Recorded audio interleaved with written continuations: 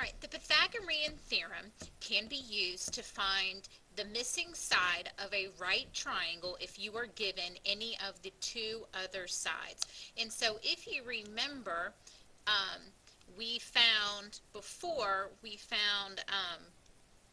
in class, I gave you guys the right triangle, and then we figured out, and this isn't going to match up exactly, but if you have a square coming off of here, and we call this square A and square B, that together, if you put them together, they have the same area as square C. So so we could use that to help us find the length of any of the sides. Okay? And so here on this triangle, we can use the formula a squared plus b squared equals c squared.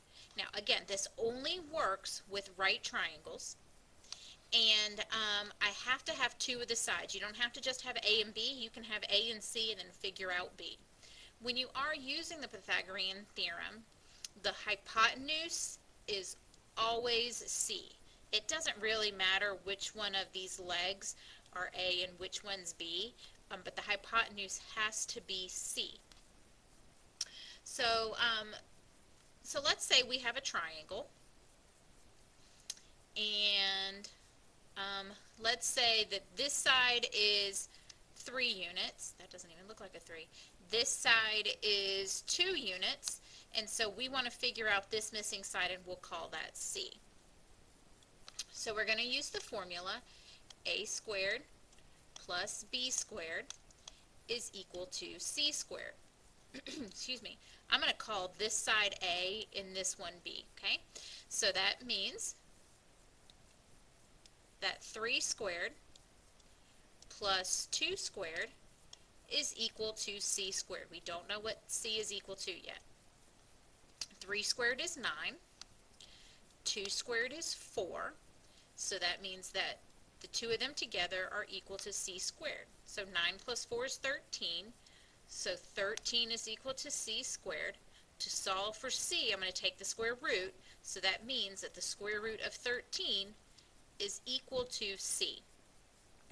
Now, you have to be careful to pay attention whether or not the question is asking you to give the answer as a simplified radical, or whether it's asking you to round the answer. If it's asking you to round it, you would need a calculator to figure out what the square root of 13 is. I would never ask you just to calculate that in your head or, off to the side. So you would have to figure out what that was to the nearest hundredth or tenth or whatever the direction said. I'm asking you right now, for these purposes, to leave it as a radical that is simplified. And square root of 13 cannot be simplified. 13 is prime. There's nothing else we can do with that. So the length of this side is simply square root of 13. All right, let me give you another example. This time, I'm going to tell you that C is 7. This is 4, and so we don't know what this side is, okay? We'll call this side A. So when I'm using the Pythagorean theorem, I've got a squared plus b squared is equal to c squared. A we don't know, so we're going to leave that as a squared. This is going to be b, so 4. And then c is equal to 7. Again, we don't know what a is, so it's going to stay a squared. 4 squared is 16. Oops, just realized I wrote a plus sign there. Should have written an equal sign. Is equal to 49. Excuse me.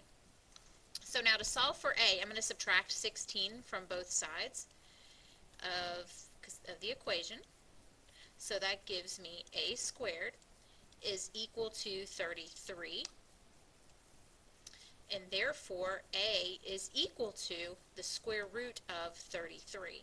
Now, we cannot simplify this one, so the answer is just that a is equal to the square root of 33. And again, if I wanted it as a decimal, I would ask for you to round it to the nearest tenth or hundredths or whatever place, okay? But for now, we're just giving it as a radical that could be said in simplest form.